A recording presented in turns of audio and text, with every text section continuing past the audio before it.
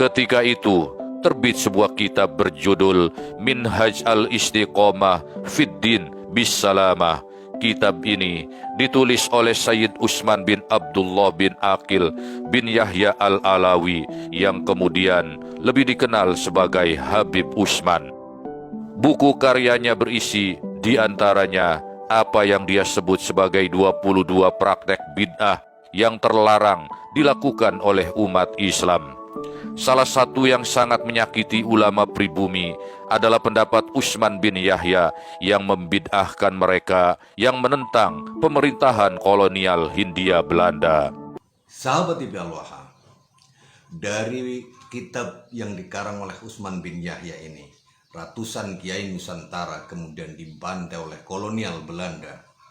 Mereka dianggap sebagai orang-orang yang sedang merusak Islam karena perbuatan perjuangan mereka yang ingin lepas dari kolonial Belanda dianggap sebagai bid'ah dan pengikut setan.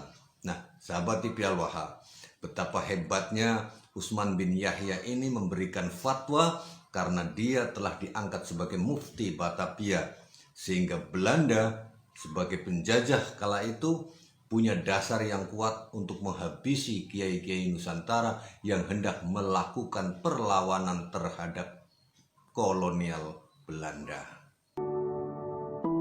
Kitab yang ditulis oleh Utsman bin Yahya itu merupakan bukti pengkhianatan klan Ba'alawi Yaman kepada pribumi, sekaligus menandai semakin kuatnya eksklusivisme di kalangan mereka. Sebagaimana diulas oleh Az-Zumardi Ajra, memang tidaklah heran jika Utsman disebut sebagai sahabat setia yang bekerja untuk Snokhurgrond, orientalis Belanda tersohor yang dicap sedemikian buruk di mata pribumi, terutama oleh kalangan umat Islam. Berkat bisikan Snok pula, Utsman menyerang para ulama di Banten yang terlibat jihad perlawanan para petani terhadap pemerintah kolonial pada tahun 1888 atau yang sejarah menulisnya sebagai Geger Cilegon. Utsman menyebut jihad rakyat Banten tersebut sebagai delusi atas ajaran Islam yang benar dan menuduh para ulama yang mendukungnya, termasuk para kiai pesantren, sebagai para pengikut setan.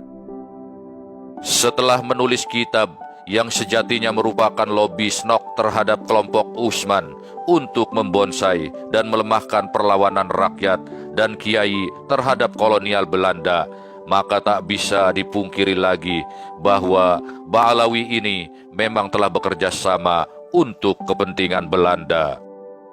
Terlebih lagi, Utsman juga telah mengeluarkan fatwa dengan menyebut para ulama dan kiai Banten yang memimpin perlawanan kepada pemerintah kolonial sebagai para pengikut setan. Sahabat TV Al-Wahhab, ini adalah fakta sejarah yang tidak bisa dipungkiri, bahwa penulisan kitab yang dikarang oleh Utsman bin Yahya itu bertujuan untuk mengkerdilkan perjuangan bangsa Indonesia kala itu, untuk menghabisi ulama-ulama pribumi Nusantara agar mereka tidak lagi melakukan perlawanan kepada kolonial Belanda.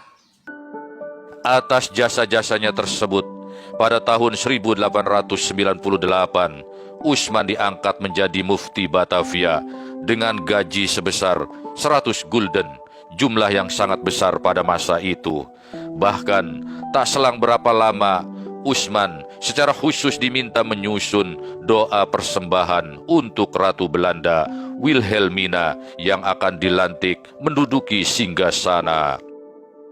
Dengan penuh sukacita dan semangat pengabdian, Utsman membuatkan doa khusus untuk sang ratu, seraya memuji pemerintah kolonial yang dianggap telah berbaik hati mengizinkan umat Islam menjalankan kewajiban agama dan menjaga ketentraman tanah jajahan.